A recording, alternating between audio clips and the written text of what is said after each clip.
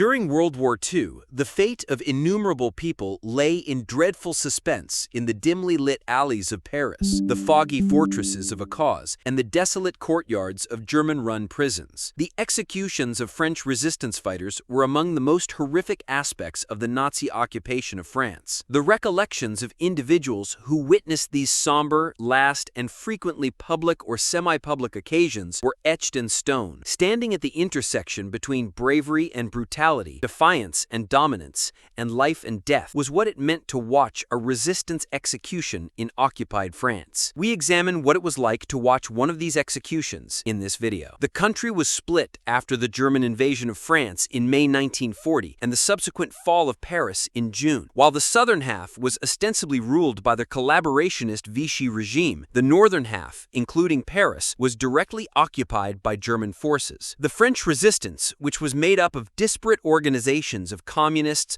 Gaullists, socialists, former soldiers, students, intellectuals, and regular citizens, gradually established itself in this environment of terror, humiliation, and tyranny. These resistance groups carried out sabotage, gathered intelligence for the Allies, distributed underground journals, and killed Nazi collaborators or authorities. Torture, incarceration, deportation to concentration camps, and summary execution were among the harsh measures taken by the German occupation authorities, who were frequently supported by French collaborators like the milice. Executions served as more than just forms of discipline. The purpose of these terrifying displays was to discourage others from joining the resistance, and the experience was one of terror, powerlessness, and lingering trauma for those who witnessed them, whether voluntarily or not. Resistance fighters were frequently executed with terrifying accuracy. The German military judicial system used Stangewitt drumhead courts, or summary court-martials, in occupied areas. After being taken into custody,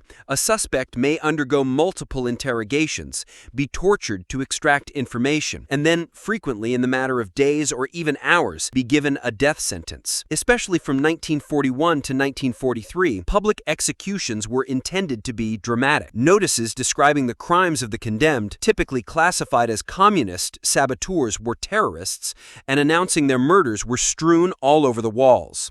The names of 10 or 20 men who were shot in retribution for the death of a single German commander were occasionally displayed on posters. The execution techniques differed. The most popular method was firing squads, which were carried out in fields, woodlands, or isolated jails. The guillotine was occasionally employed, particularly at Vichy France's jails such as La Santé or Fresnes, where captured opposition was tried by civilian courts. Witnesses may be other inmates, relatives, co-conspirators, or in some uncommon circumstances, members of the public who were purposely brought in to watch as retaliation. The intention was to set an example, create fear, and weaken the resolve to resist. Witnessing an execution by the French resistance was an experience of indescribable human tragedy. The memories never faded for many. Consider the 1942 prison courtyard as portrayed by resistance fighter and survivor Jean-Pierre Vernant. He said, "We heard the boots before we saw them. Then the names were read. Quiet. The doomed share a kiss. They performed a song. I had the impression that France's whole soul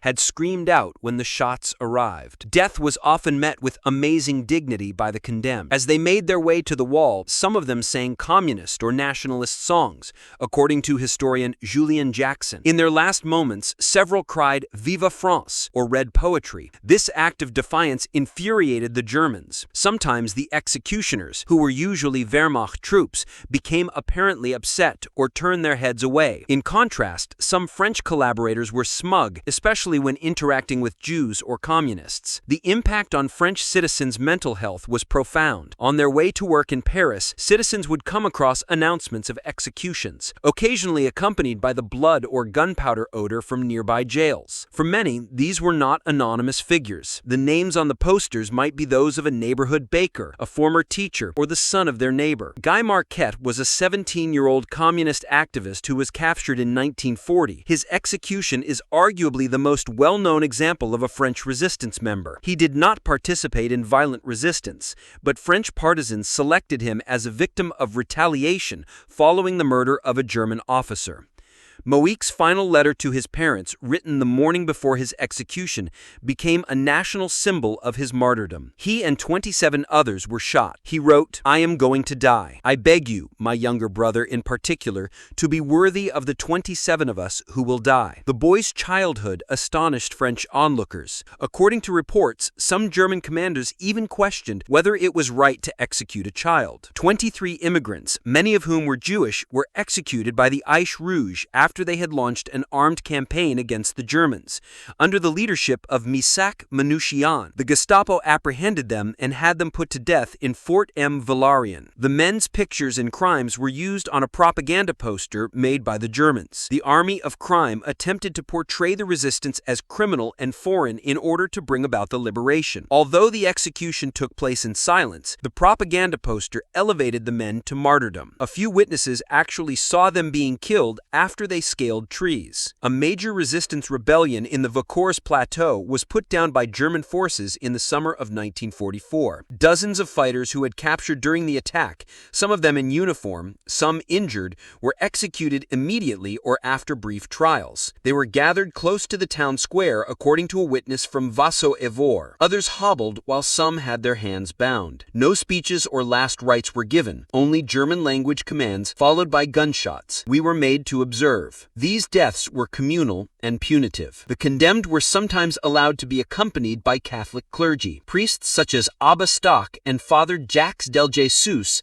witnessed resistance martyrdom. Later, their autobiographies provided realistic human depictions of the last moments. Final prayers were said, rosaries were held in trembling hands, and last requests were made for letters to be sent to mothers. Even if indirectly, the French underground press also provided testimony. In order to ensure that the identities of the deceased were remembered, secret periodicals like Combat Libération often published eulogies for executed resistance, smuggled out stories from prisons. To arouse outrage and patriotism, these periodicals sometimes featured imaginative reconstructions or creative depictions of executions. These executions had repercussions long after the fact. Vichy laws often resulted in harassment or exclusion of the deceased. Children of the deceased experienced loss and shame, and these deaths also served as catalysts for action. For many who witnessed these violent acts, they served as the impetus for resistance, especially among young French citizens. Execution sites, like the Fresnes jail,